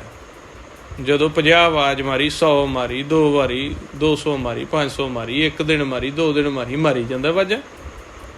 ਫਿਰ ਜਦੋਂ ਉਹਨੂੰ ਪ੍ਰਤੀਤ ਆ ਜਾਂਦੀ ਹੈ ਇਹ ਤਾਂ ਮੈਨੂੰ ਹੀ ਮਾਰਦਾ ਹੈ, ਪਹਿਲਾਂ ਤਾਂ ਦੇਖਦਾ ਨਾ ਵੀ ਕਿਤੇ ਬਗਲੇ ਤਰ੍ਹਾਂ ਕੋਈ ਕੰਮ ਹੀ ਨਾ ਹੋਵੇ, ਕੋਈ ਨੌਕਰੀ ਕਰਕੇ, ਬੱਚੇ ਕਰਕੇ, ਵਿਆਹ ਕਰਕੇ, ਵਿਦੇਸ਼ ਕਰਕੇ ਹੀ ਨਾ ਆਵਾਜ਼ਾਂ ਮਾਰਦਾ ਹੋਵੇ। ਕਿਉਂਕਿ ਅੱਜ ਤੱਕ ਬਗਲੇ ਬਣੇ ਹੋਏ ਹਾਂ ਅਸੀਂ, ਬੜੇ ਯੋਗ ਹੋ ਗਏ ਨੇ ਵੀ ਮਹਾਰਾਜ ਸੱਚੇ ਪਾਤਸ਼ਾਹ ਨੂੰ ਜੇ ਕਿਤੇ ਆਵਾਜ਼ ਮਾਰੀ ਵੀ ਇਹ ਤੇ ਕੰਮ ਪਿਆ ਮਾਰੀ, ਉਵੇਂ ਨਹੀਂ। ਜਿਵੇਂ ਸਾਡਾ ਕੋਈ ਰਿਸ਼ਤੇਦਾਰ ਹੁੰਦਾ ਨਾ ਜਾਂ ਭੈਣ ਭਾਈ, ਕਹਿੰਦਾ ਜਦੋਂ ਕੰਮ ਮਤਲਬ ਹੋਵੇ ਫੋਨ ਕਰ ਲੈਣਾ, ਮਿਲ ਪੈਣਾ ਅਤੇ ਚਾਹ ਪਾਣੀ ਵੀ ਮੇਰਾ ਕਰ ਦੇਣਾ, ਅਤੇ ਉਵੇਂ ਤਾਂ ਤੂੰ ਕਦੇ ਆਉਂਦਾ ਨਹੀਂ, ਅਤੇ ਤੂੰ ਕਾਹਦਾ ਰਿਸ਼ਤੇਦਾਰ। ਅਤੇ ਉਸੇ ਤਰੀਕੇ ਅਸੀਂ ਰੱਬ ਨਾਲ ਆ, ਜੇ ਕੋਈ ਕੰਮ ਮਤਲਬ ਹੋਵੇ ਤਾਂ ਕੋਈ ਅਸੀਂ ਉਧਰ ਕਰਮਕਾਂਡ ਉਹਨਾਂ ਦਾ ਕਰ ਦਿੰਦੇ ਹਾਂ, ਕੋਈ ਦਾਨ ਪੁੰਨ ਕਰ ਦਿੰਦੇ ਹਾਂ, ਕੋਈ ਮਾੜਾ ਮੋਟਾ ਸਿਮਰਨ, ਅਤੇ ਉਵੇਂ ਅਸੀਂ ਪੁੱਛਦੇ ਨਹੀਂ। ਅਤੇ ਜਦੋਂ ਪ੍ਰਤੀਤ ਆਉਂਦੀ ਹੈ ਵੀ ਨਿਸ਼ਕਾਮ ਹੋ ਕੇ ਹੁਣ ਬੱਚਾ ਦਰਸ਼ਨ ਚਾਹੁੰਦਾ, ਪਿਆਰ ਚਾਹੁੰਦਾ, ਸਾਰੇ ਦੁਆਰੇ ਛੱਡ ਕੇ ਮੇਰੇ ਦਰ 'ਤੇ ਬੈਠਾ ਹੈ, ਅਤੇ ਜਦੋਂ ਅਸੀਂ ਆਵਾਜ਼ਾਂ ਮਾਰਦੇ ਹਾਂ ਤਾਂ ਭਗਤਾਂ ਨੂੰ ਆਵਾਜ਼ਾਂ ਮਾਰਨ 'ਤੇ ਮਿਲਿਆ। ਫਿਰ ਜਿਵੇਂ ਸਿਮਰਨ ਕੀਤਾ, ਮਹਾਰਾਜ ਸੱਚੇ ਪਾਤਸ਼ਾਹ ਦਰਸ਼ਨ ਦਿੰਦੇ ਆ। ਫਿਰ ਸਾਧੂ ਸਾਨੂੰ ਜੁਗਤ ਵੀ ਦੱਸਦੇ ਆ ਨਾ ਵੀ ਇਸ ਜੁਗਤ 'ਚ ਤੁਸੀਂ ਸਿਮਰਨ ਕਰੋ। ਸਿਮਰਨ ਤਾਂ ਸੰਸਾਰ ਕਰਦਾ ਪਿਆ, ਪਰ ਸਾਧੂ ਜੁਗਤ ਦੱਸਦੇ ਨੇ ਵੀ ਵਿਚਾਰਾਂ ਵਿੱਚ ਸਿਮਰਨ ਨਾ ਕਰੋ, ਸਹਿਜ 'ਚ ਬੈਠ ਕੇ ਕਰੋ। ਇਸ ਸੁਣ ਦੇ ਦਰ 'ਤੇ ਬੈਠ ਕੇ ਤੁਸੀਂ ਸਿਮਰਨ ਕਰੋ। ਅਤੇ ਸਿਮਰਨ ਕਰਦਿਆਂ ਜਦੋਂ ਤੁਹਾਡੇ ਵਿਚਾਰ ਰੁਕ ਜਾਂਦੇ ਆ, ਤੁਸੀਂ ਸਹਿਜ ਅਵਸਥਾ ਵਿੱਚ ਆ ਜਾਂਦੇ ਆ। ਫਿਰ ਤੁਸੀਂ ਦਰ ਦੇ ਉੱਪਰ ਬੈਠੋ, ਧਿਆਨ ਦੁਆਰਾ ਇੱਕ ਦ੍ਰਿਸ਼ਟ ਕਰਕੇ ਬੈਠੋ, ਭਾਵ ਕਿ ਵਿਚਾਰਾਂ ਤੋਂ ਰਹਿਤ ਹੋ ਕੇ ਸਹਿਜ ਸੁਭਾਏ ਇਹ ਸਰੀਰ ਦੀਆਂ ਗਿਆਨ ਇੰਦਰੀਆਂ ਨੂੰ, ਭਾਵ ਸਰੀਰ ਦੀਆਂ ਅੱਖਾਂ ਨੂੰ, ਮੱਥੇ ਨੂੰ, ਨੱਕ ਨੂੰ, ਇਹਦੀਆਂ ਕਰਮ ਇੰਦਰੀਆਂ ਨੂੰ, ਲੱਕ ਨੂੰ, ਢੂਈ ਨੂੰ, ਪਿੱਠ ਨੂੰ, ਠੀਕ ਹੈ ਜੀ। ਕਈ ਵਾਰੀ ਭਾਸ਼ਾ ਦਾ ਫਰਕ ਹੁੰਦਾ ਹੈ, ਵੱਖੋ ਵੱਖਰੇ ਅਰਥ ਹੁੰਦੇ ਨੇ। ਅਤੇ ਤੁਸੀਂ ਸਰੀਰ ਨੂੰ ਰਿਲੈਕਸ ਕਰਕੇ ਬੈਠੋ, ਵਿਚਾਰਾਂ ਨੂੰ ਛੱਡ ਦਿਓ ਸਿਮਰਨ ਕਰਕੇ। ਅਤੇ ਜਦੋਂ ਤੁਹਾਡਾ ਮਨ ਸਹਿਜ 'ਚ ਚਲਾ ਜਾਵੇ ਤਾਂ ਫਿਰ ਬਿਲਕੁਲ ਸਾਹਮਣੇ ਤੁਸੀਂ ਸੁਣ ਦੇ ਵਿੱਚ ਧਿਆਨ ਧਰ ਕੇ ਬੈਠਿਆ ਜੇ, ਉੱਥੇ ਇੰਤਜ਼ਾਰ ਕਰੋ ਦਰਸ਼ਨ ਦੇ। ਜੇ ਨਹੀਂ ਦਿੱਤੇ, ਵਿਚਾਰ ਚੱਲ ਪਏ ਨੇ, ਫਿਰ ਸਿਮਰਨ ਕਰੋ, ਫਿਰ ਬਹਿ ਜਾਓ। ਇਸ ਤਰ੍ਹਾਂ ਪਿਆਰ ਦੇ ਨਾਲ ਤੁਸੀਂ ਇੱਕ ਵਿਰਾਗ ਬਣਾ ਕੇ, ਇੱਕ ਮਿਹਨਤ ਬਣਾ ਕੇ ਕਰੋਗੇ ਤਾਂ ਦਰਸ਼ਨ ਮਹਾਰਾਜ ਦੇਣਗੇ। ਕਈ ਵਾਰ ਅਸੀਂ ਇਹ ਹੈਂਕੜ ਵਿੱਚ ਸਿਮਰਨ ਕਰਦੇ ਹਾਂ, ਹੰਕਾਰ ਦੇ ਵਿੱਚ ਵੀ ਅਸੀਂ ਕੰਮਕਾਜ ਤ੍ਰੈਗੁਣ ਦੇ ਵਿੱਚ ਵੀ ਅਸੀਂ ਚਾਹੁੰਦੇ ਹਾਂ ਵੀ ਸਾਡਾ ਪਿਆਰ ਨਾ ਟੁੱਟੇ, ਅਤੇ ਮਹਾਰਾਜ ਨਾਲ ਵੀ ਅਸੀਂ ਚਾਹੁੰਦੇ ਹਾਂ, ਮਲਟੀਪਰਪਜ਼ ਹੋ ਜਾਂਦੇ ਹਾਂ ਅਸੀਂ। ਅਤੇ ਮਹਾਰਾਜ ਨੇ ਕਹਿ ਦਿੱਤਾ, ਸਰਮ ਧਰਮ ਦੋਏ ਨਾਨਕਾ ਜੇ ਧਨ ਪੱਲੇ ਪਾਏ। ਤੁਸੀਂ ਨਾਮ ਦਾ ਧਨ ਲੈ ਲਓ, ਭਾਵ ਸੱਚ ਦੇ ਉੱਪਰ ਧਿਆਨ ਧਰ ਲਓ, ਤੁਹਾਨੂੰ ਮੰਗਣ ਦੀ ਲੋੜ ਹੀ ਨਹੀਂ ਪੈਣੀ। ਦੁਨਿਆਵੀ ਅਤੇ ਇਲਾਹੀ ਧਨ ਦੋਨੋਂ ਹੀ ਪੂਰੇ ਹੋ ਜਾਣਗੇ। ਕਿਉਂਕਿ ਜੇ ਇਲਾਹੀ ਧਨ ਸਾਡੇ ਕੋਲ ਹੋਵੇਗਾ ਤਾਂ ਉਹਦੀ ਖੁਸ਼ਬੂ ਅੱਗੇ ਦੀ ਅੱਗੇ ਅਸੀਂ ਬਿਖੇਰ ਸਕਾਂਗੇ, ਅਤੇ ਦੁਨਿਆਵੀ ਧਨ ਹੋਏਗਾ ਅਤੇ ਉਹਦੇ ਨਾਲ ਸਾਡਾ ਦੁਨੀਆ ਦੇ ਦੁੱਖ ਕੱਟੇ ਜਾਣੇ ਆ, ਦੁਨਿਆਵੀ ਜ਼ਰੂਰਤਾਂ ਪੂਰੀਆਂ ਹੋਣੀਆਂ। ਸੋ ਇਸ ਤਰੀਕੇ ਗੁਰੂ ਪਿਆਰਿਓ, ਵਿਚਾਰਾਂ ਤੋਂ ਉੱਪਰ ਉੱਠ ਕੇ ਅਸੀਂ ਮਾਲਕ ਸੱਚੇ ਪਾਤਸ਼ਾਹ ਦੀ ਆਰਾਧਨਾ ਕਰਨੀ ਹੈ, ਉਹਨਾਂ ਦੇ ਅਸੀਂ ਹੁਕਮ ਦੇ ਵਿੱਚ ਚੱਲਣਾ ਹੈ। ਫਿਰ ਜਦੋਂ ਸਾਨੂੰ ਮਹਾਰਾਜ ਦਰਸ਼ਨ ਦਿੰਦੇ ਨੇ, ਫਿਰ ਮਨ ਇੱਕ ਚਕੋਰ ਦਾ ਰੂਪ ਧਾਰਨ ਕਰਦਾ।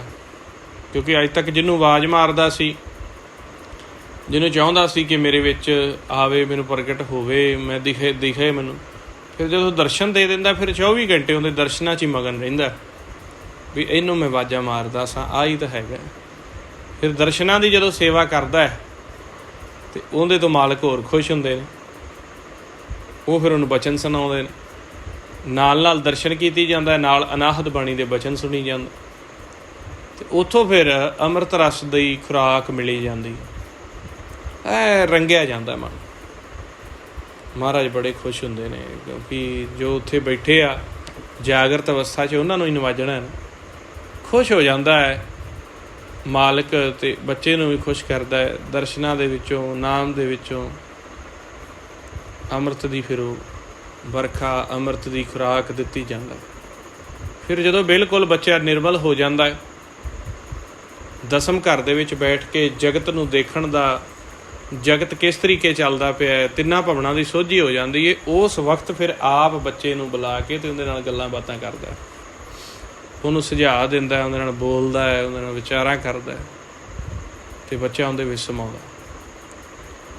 ਅਤੇ ਜਿਹੜੇ ਜਮਦੂਤ ਹੁੰਦੇ ਆ, ਕਿਉਂਕਿ ਜਿਹੜੇ ਨਿੰਦਕ ਹੁੰਦੇ ਆ, ਸਾਡੇ ਐਂਟੀ ਹੁੰਦੇ ਆ, ਜਾਂ ਸਮਾਜ ਦੇ ਵਿੱਚ ਜੋ ਸਾਡੀ ਵਿਰੋਧਤਾ ਕਰਦੇ ਆ ਨਾ, ਇਹ ਵੀ ਗੱਲ ਧਿਆਨ ਨਾਲ ਸੁਣੋ। ਜਿਹੜੇ ਆਪਣੇ ਨਿੰਦਕ ਨੇ, ਆਪਣੇ ਰਸਤੇ ਦੇ ਵਿੱਚ ਰੋੜਾ ਨੇ, ਆਪਣੀ ਸਮਾਜ ਦੇ ਵਿੱਚ ਵਿਰੋਧਤਾ ਕਰਦੇ ਆ, ਸਮਾਜ 'ਚ ਆਪਾਂ ਨੂੰ ਨੁਕਸਾਨ ਪਹੁੰਚਾਉਣ ਦੀ ਕੋਸ਼ਿਸ਼ ਕਰਦੇ ਆ, ਇਹ ਕਾਲ ਹੀ ਪੈਦਾ ਕਰਦਾ। ਇਹ ਕੌਣ ਪੈਦਾ ਕਰਦਾ? ਕਾਲ। ਪੰਜ ਪੈਦਾ ਕਰਦੇ ਨੇ ਤਾਂ ਕਿ ਸਾਡਾ ਧਿਆਨ ਇਹਨਾਂ ਦੇ ਪਾਸੇ ਵੰਡਿਆ ਰਵੇ। ਠੀਕ ਹੈ ਨਾ? ਇਹ ਪੰਜਾਂ ਨੂੰ ਤਾਂ ਹੀ ਮਹਾਬਲੀ ਕਿਹਾ ਨਾ।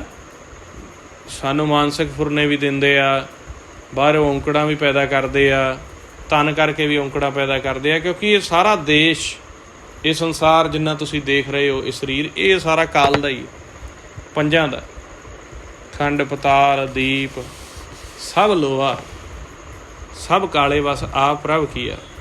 ਮਾਰੇ ਕਹਿੰਦੇ ਨਾ, ਸਗਲ ਸ੍ਰਿਸ਼ਟ ਕੇ ਪੰਜ ਸਿਕਦਾਰ, ਰਾਮ ਭਗਤ ਕੇ ਪਾਣੀ ਹਾਰ, ਜਗਤ ਪਾਸਤੇ ਲੇਤੇ ਦਾਨ, ਗੋਬਿੰਦ ਭਗਤ ਕੋ ਕਰੈ ਸਲਾਮ।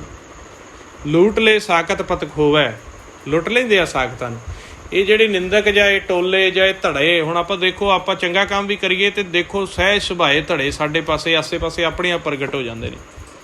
ਇਹ ਜਿਹੜਾ ਜਿੰਨਾ ਵੀ ਵਿਖਿਆ ਦਾ ਦੁਬਦਾ ਦਾ ਧਨ ਹੈ ਕਾਲ ਕੋਲੇ, ਇਹ ਪੈਦਾ ਕਰਦਾ ਹੈ ਵੀ ਇਹ ਆਪਸ ਦੇ ਵਿੱਚ ਉਲਝਣ, ਇਹਦਾ ਧਿਆਨ ਇੱਕ ਦੂਜੇ 'ਤੇ ਵੰਡਿਆ ਰਵੇ। ਇਹ ਨਾਮ ਸੱਚ ਦਾ ਜੋ ਬਰਕਤ ਹੈ ਆਪਦੇ ਮਨ ਤੱਕ ਜਾਂ ਅੱਗੇ ਨਾ ਫੈਲਾ ਸਕਣ। ਅਤੇ ਜਿਹੜੇ ਗੁਰਮੁਖ ਨੇ ਉਹ ਇਸ ਚੀਜ਼ ਤੋਂ ਉੱਪਰ ਉੱਠ ਕੇ, ਕਿਉਂਕਿ ਇਹ ਵਿਖਿਆ ਦਾ ਦੇਸ਼ ਹੈ, ਇੱਥੇ ਚਾਹੇ ਕੋਈ ਨਿੰਦਿਆ ਕਰੇ ਅਤੇ ਚਾਹੇ ਕੋਈ ਸਾਡੀ ਉਸਤਤ ਕਰੇ, ਅਸੀਂ ਤਾਂ ਉਸਤਤ ਮਾਲਕ ਤੋਂ ਕੋਲ ਲੈਣੀ ਹੈ। ਅਤੇ ਮਾਲਕ ਨਾ ਇੱਕ ਸਾਨੂੰ ਕੋਈ ਧਕਾਰ ਦੇਵੇ ਅਤੇ ਦੁਨੀਆ ਜੋ ਮਰਜ਼ੀ ਦਿੱਤੀ ਜਾਏ। ਫਿਰ ਦਰਗਾਹ ਵਿੱਚ ਜਦੋਂ ਅਸੀਂ ਇਹਨਾਂ ਤੋਂ ਉੱਪਰ ਉੱਠ ਕੇ ਕਹਿੰਦੇ ਹਾਂ, ਅਤੇ ਦਰਗਾਹ ਸਾਨੂੰ ਕਹਿੰਦੇ ਵੀ ਤੁਹਾਨੂੰ ਲਾਹਾ ਮਿਲੇਗਾ, ਵੀ ਜਿੰਨੀ ਸਾਕਤ ਤੁਹਾਡੀ ਨਿੰਦਿਆ ਕਰੇਗਾ ਉਹ ਤੁਹਾਡਾ ਸਹਿ ਸੁਭਾਏ ਜੋ ਪੂਰਬਲੇ ਕਿਲਵਿਖ ਨੇ ਉਹਨਾਂ ਦਾ ਭਾਰ ਆਪਦੇ ਉੱਪਰ ਲੈਂਦਾ ਜਾਏਗਾ। ਅਤੇ ਇਸ ਕਰਕੇ ਗੁਰਮੁਖ ਕਹਿੰਦੇ ਸਾਨੂੰ ਤਾਂ ਚੌਤਰਫਾ ਮੁਨਾਫਾ ਹੈ। ਕਿਵੇਂ ਮੁਨਾਫਾ ਹੋਇਆ? ਇੱਕ ਸਹਿਜ ਦੀ ਚੁੱਪ ਕਰਕੇ, ਵੀ ਗੁਰਮੁਖ ਉੱਧਰ ਧਿਆਨ ਹੀ ਨਹੀਂ ਦਿੰਦੇ, ਇੱਕ ਚੁੱਪ ਧਾਰਨ ਕਰਦੇ ਨੇ। ਇੱਕ ਤਾਂ ਹੁੰਦੀ ਹੈ ਚੁੱਪ ਸਾੜ ਦੇ ਵਿੱਚ ਚੁੱਪ ਰਹਿਣਾ, ਵੀ ਬੋਲਣਾ ਨਾ। ਗੁਰਮੁਖ ਇੱਕ ਮਿੱਠੀ ਚੁੱਪ ਧਾਰਨ ਕਰਦੇ ਆ, ਸਹਿਜ ਦੀ ਚੁੱਪ, ਉਹਨਾਂ ਦਾ ਧਿਆਨ। ਫਿਰ ਉਹ ਧਿਆਨ ਸੱਚ 'ਤੇ ਕੀ ਹੋਇਆ ਵੀ ਜੇ ਸਾਨੂੰ ਕੋਈ ਲੜਿਆ, ਸਾਨੂੰ ਕਿਸੇ ਨੇ ਇੱਕ ਗੱਲ ਆਖੀ ਅਤੇ ਅਸੀਂ 10 ਕਰ ਦਿੱਤੀਆਂ, ਉਹ ਧਿਆਨ ਸੱਚ 'ਤੇ ਥੋੜ੍ਹੀ ਨਾ ਹੁੰਦਾ ਵਿਗਿਆ 'ਚ।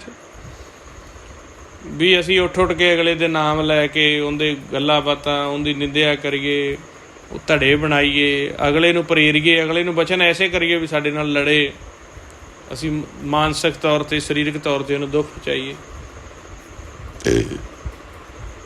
ਅਤੇ ਗੁਰਮੁਖਾਂ ਦਾ ਧਿਆਨ ਸੱਚ 'ਤੇ ਹੁੰਦਾ ਹੈ। ਅਤੇ ਸੱਚ ਦੇ ਚਰਨ ਇੰਨੇ ਮਿੱਠੇ ਨੇ, ਸੱਚ ਦੇ ਚਰਨ ਇੰਨੇ ਮਿੱਠੇ ਨੇ ਵੀ ਸਮਾਜ ਜਿਹੜਾ ਹੈ ਨਾ, ਬੁੱਕਾਂ ਭਰ ਭਰ ਕੇ ਕੜੱਤਨ ਸਾਡੇ ਮੂੰਹ 'ਚ ਪਾਵੇ, ਮਿਠਾਸ ਇੰਨੀ ਹੁੰਦੀ ਉਹ ਕੜੱਤਨ ਚੜ੍ਹਦੀ ਨਹੀਂ।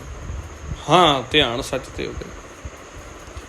ਫਿਰ ਕਾਲ ਭਾਵੇਂ ਬੁੱਕਾਂ ਭਰ ਭਰ ਕੇ ਤੁਹਾਡੇ ਮੂੰਹ ਦੇ ਵਿੱਚ ਕੜੱਤਨ ਪਾਈ ਜਾਵੇ, ਜਿਵੇਂ ਗੁਰਮੁਖਾਂ ਦੇ ਸਿਰ ਦੇ ਵਿੱਚ ਅੰਗਿਆਰੇ ਪਾਏ ਨੇ, ਚਰਖੜੀਆਂ 'ਤੇ ਚੜ੍ਹਾਤਾ, ਤੱਤੀ ਤਵੀ 'ਤੇ ਬਿਠਾਤਾ, ਪਰ ਉਹਨਾਂ ਦੇ ਵਿੱਚ ਨਾਮ ਦੀ ਠੰਡਕ ਹੀ ਇੰਨੀ ਸੀ, ਨਾਮ ਦਾ ਸੁੱਖ ਹੀ ਇੰਨਾ ਸੀ, ਉਹਨਾਂ ਨੂੰ ਮਹਿਸੂਸ ਹੀ ਨਹੀਂ ਹੋਇਆ। ਮੰਨਦੇ ਹੋ ਕਿ ਨਹੀਂ ਇਸ ਗੱਲ ਨੂੰ? ਕਿ ਉਹਨਾਂ ਕੋਈ ਸੁੰਨ ਕਰਨ ਵਾਲੇ ਟੀਕੇ ਲਵਾਏ ਹੋਏ ਸੀ? ਉਦੋਂ ਤਾਂ ਡਾਕਟਰ ਹੁੰਦੇ ਹੀ ਨਹੀਂ ਸੀ ਟੀਕਿਆਂ ਵਾਲੇ। ਉਹਨਾਂ ਦੇ ਵਿੱਚ ਨਾਮ ਦੀ ਸਹਿਜ ਠੰਡਕ ਅਤੇ ਨਾਮ ਦਾ ਬਲ ਪ੍ਰਤਾਪ ਹੀ ਇੰਨਾ ਸੀ ਵੀ ਚਤਰਫਾ ਕੋਈ ਜੋ ਮਰਜ਼ੀ ਆਖੀ ਜਾਵੇ। ਇਹ ਕੰਮ ਹੁੰਦੇ ਆ, ਬਾਂਸਾਂ ਦੇ ਨਾਲ ਬਾਂਸ ਭਿੜਦੇ ਆ, ਪੱਥਰਾਂ ਦੇ ਨਾਲ ਪੱਥਰ ਵੱਜਦੇ ਆ, ਅਤੇ ਜਿਹੜਾ ਹੋਵੇ ਹੀ ਅੰਮ੍ਰਿਤ, ਅੰਮ੍ਰਿਤ ਪੱਥਰ ਵਿੱਚ ਵੀ ਸਮਾਇਆ, ਅਤੇ ਹੋਰ ਛੱਡੋ ਅੰਮ੍ਰਿਤ ਜ਼ਹਿਰ ਵਿੱਚ ਵੀ ਸਮਾਇਆ ਹੁੰਦਾ ਹੈ। ਅਤੇ ਤੁਸੀਂ ਹੁਣ ਕੀ ਬਣਨਾ? ਅੰਮ੍ਰਿਤ ਨਾਮ ਸੱਚ ਦੇ ਵਿੱਚ ਇੰਨਾ ਧਿਆਨ ਲਾ ਲਓ, ਇਹ ਸਾਖਤ ਜਿਹੜੇ ਆ ਝੜ ਝੜ ਕੇ ਜਿਹੜੀ ਅੱਗ ਹੁੰਦੀ ਹੈ ਆਪੇ ਬਲ ਬਲ ਖਤਮ ਹੋ ਜਾਂਦੀ ਹੈ। ਆਪਾਂ ਕੀ ਲੈਣਾ? ਆਪਾਂ ਲੈਣਾ ਦਰ ਤੋਂ। ਆਪਦੇ ਸਹਿਜ ਦੇ ਮੋਰਚੇ, ਗਿਆਨ ਦਾ ਮੋਰਚਾ, ਗੁਰਮੰਤਰ ਦਾ ਮੋਰਚਾ ਹੀ ਇੰਨਾ ਵੱਡਾ ਕਰ ਦਿਓ, ਆਪਦੇ ਅੰਦਰ ਅੰਮ੍ਰਿਤ ਹੀ ਇੰਨਾ ਪੈਦਾ ਕਰ ਲਓ ਵੀ ਜਿੰਨੀ ਮਰਜ਼ੀ ਕੋਈ ਵਿਖਿਆ ਕਰੀ ਜਾਵੇ, ਜਿੰਨਾ ਮਰਜ਼ੀ ਕੋ ਸਾੜ ਤੁਹਾਡੇ ਉੱਪਰ ਸੁੱਟੀ ਜਾਵੇ, ਤੁਸੀਂ ਕੀ ਆਖੋ? ਵਾਹਿਗੁਰੂ ਵਾਹਿਗੁਰੂ ਵਾਹਿਗੁਰੂ। ਅਤੇ ਜੇ ਤੁਹਾਡਾ ਕੋਈ ਮੂੰਹ ਵੀ ਬੰਦ ਕਰ ਦੇਵੇ ਅਤੇ ਫਿਰ ਨੇਤਰਾਂ ਦੇ ਨਾਲ ਹੀ ਦਰਸ਼ਨ ਕੀਤੀ ਜਾਓ, ਸੁਰਤ ਦੇ ਨਾਲ ਹੀ ਸੁਣੀ ਜਾਓ। ਮਹਾਰਾਜ ਇਸੇ ਤਰੀਕੇ ਕਿਰਪਾ ਕਰਨਗੇ। ਇੰਨੇ ਬਚਨ ਕਰਦਿਆਂ ਕੋ ਅਖਰ ਵਾਧਾ ਘਾਟਾ ਸੰਗਤ ਗੁਰੂ ਬਖਸ਼ਣ ਜਾਓ, ਬਖਸ਼ ਦੇਣਾ ਜੀ। ਵਾਹਿਗੁਰੂ ਜੀ ਕਾ ਖਾਲਸਾ, ਵਾਹਿਗੁਰੂ ਜੀ ਕੀ ਫਤਿਹ।